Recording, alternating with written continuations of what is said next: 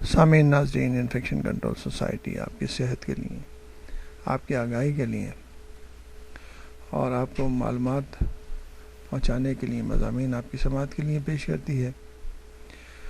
آپ کا میزبان ڈاکٹر حسن نواب آپ کی خدمت میں حاضر ہے۔ اس وقت ہم ڈاکٹر سعدیہ سلطان کے مضمون سے استفادہ حاصل کرتے ہوئے آپ کو معلومات دینا چاہیں گے۔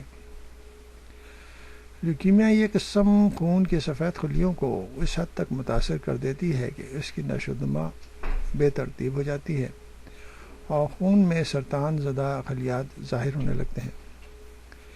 اس کی دو بڑی اقسام ایکٹیو اور کرونک ہیں۔ ایکٹیو کا مرض بہت شدت سے ظاہر ہوتا ہے۔ مریض 2 سے 3 ہفتوں کے درمیان ہی نڈال ہو جاتا ہے۔ اس کے برعکس کرونک آہستہ آہستہ جسم پر حملہ آور ہوتا ہے۔ گرچہ اس مرض کی شرح نوجوان عمر رسیدوں میں یکساں ہے، مگر کرونک لیوکیمیا زیادہ تر عمر رسیدہ افراد کو متاثر کرتا ہے۔